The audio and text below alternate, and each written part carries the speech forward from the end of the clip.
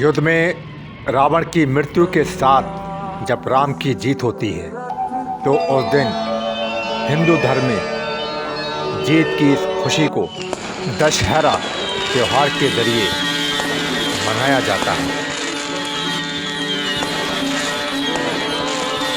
रावण के परिवार में दो लोग सीता के अपहरण और युद्ध के खिलाफ थे।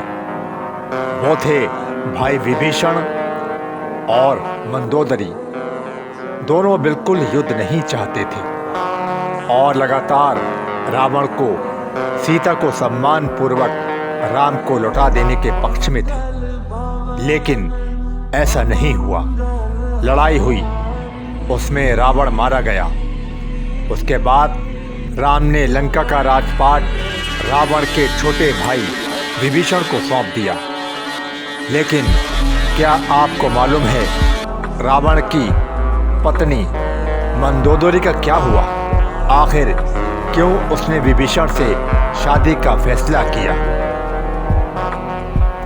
पुराणों की एक कथा के अनुसार मधुरा नाम की एक अप्सरा कैलाश पर्वत पर भगवान शिव की तलाश में पहुंची। तलाशते हुए जब वो भगवान शिव के पास पहुंची तो उसने वहां पार्वती को न देखकर शिव को रिझाने के प्रयास शुरू कर दिए। जब कुछ समय बाद वहां पार्वती पहुंची तो उन्होंने मधुरा के शरीर पर शिव की भस्म देखी और वो क्रोधित हो गई। पार्वती ने मधुरा को श्राप दिया कि वो 12 साल तक मेंढक बनी रहेगी और कुएं में उसका वास होगा। मधुरा को अपनी गलती की कीमत चुकानी पड़ी। असह्य कष्ट का जीवन प्रारंभ हो गया। जिस समय ये सारी घटनाएं घट रही थी उस समय कैलाश पर असुर राजा मायासुर अपनी पत्नी के साथ तपस्या कर रहे थे। दोनों एक बेटी की कामना के लिए तपस्या कर रहे थे। 12 वर्षों तक दोनों तप करते रहे। इधर मथुरा के श्राप का जब अंत हुआ तो वो कुएं में ही रोने लगी। सौभाग्य से असुरराज और उनकी पत्नी दोनों कुएं के समीप ही तपस्या में लीन थे। जब उन्होंने रोने की आवाज़ सुनी तो कुएं के पास गए। वहां उन्हें मधुरा दिखी जिसने पूरी कहानी सुनाई। असुरराज ने तपस्या छोड़कर मधुरा को ही अपनी बेटी मान लिया। मधुरा का नाम बदलकर मंदोदरी कर दिया गया। असुरराज के महल में मंदोदरी को राजकुमारी का जीवन मिला। वो अपनी नई जिंदगी में बहुत प्रसन्न थी, लेकिन इसी बीच उसकी जिंदगी में रावण आया। मंदोदरी के पिता मायासुर से मिलने रावण पहुंचा। वहीं उसने मंदोदरी को देखा और मोहित हो गया। उसने मायासुर से मंदोदरी का हाथ मांगा। मायासुर ने ये प्रस्ताव ठुकरा दिया तो क्रोधित रावण मंदोदरी का अपहरण कर लाया। दोनों राज्यों में युद्ध की स्थिति बन गई, लेकिन मंदोदरी जानती थी कि रावण उसके पिता से ज़्यादा शक्तिशाली शासक है। इसलिए मंदोदरी ने रावण के साथ रहना स्वीकार किया।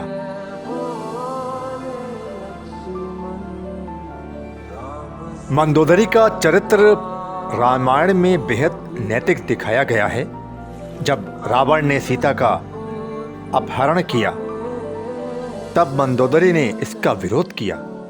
मंदोदरी बार बार रावण को ये समझाने का प्रयास करती रही कि दूसरे की पत्नी का अपहरण अपराध है, लेकिन रावण नहीं माना। आखिरकार राम के साथ युद्ध में रावण की बुरी पराजय हुई। वो मारा गया और मंदोदरी विधवा हो गई। रावण की मौत के बाद भगवान राम ने मंदोदरी को विभीषण से विवाह का प्रस्ताव दिया। उन्होंने समझाया कि विभीषण के साथ मंदोदरी की जिंदगी बेहतर रहेगी, लेकिन मंदोदरी ने इस प्रस्ताव को अस्वीकार कर दिया। कहा जाता है कि इसके बाद एक बार भगवान राम सीता और हनुमान के साथ मंदोदरी को समझाने गए। तब ज्योतिषी प्रकंड विद्वान मंदोदरी को महसूस हुआ कि धार्मिक और तार्किक तौर पर, नैतिक तौर पर सही देवर विभीषण से विवाह करना गलत नहीं। ये महसूस होने पर उसने इस प्रस्ताव को स्वीकार किया। विभीषण से शादी हुई। हालांकि रावण की मृत्यु के बाद मंदोदरी के बारे में वाल्मीकि रामायण में कुछ ज़्यादा नहीं बताया गया है, लेकिन रामायण के दूसरे वर्जन में इस बारे में काफ़ी कुछ कहा गया है। रावण के मरने के बाद जब मंदोदरी विधवा हो जाती है, तब भगवान राम विभीषण को सलाह देते हैं कि उसे अपनी भाभी से विवाह कर लेना चाहिए। यह परंपरा उन दिनों मान्य थी, लेकिन विभीषण के पहले से कई रानियां थीं। वो इसके लिए तैयार नहीं थे।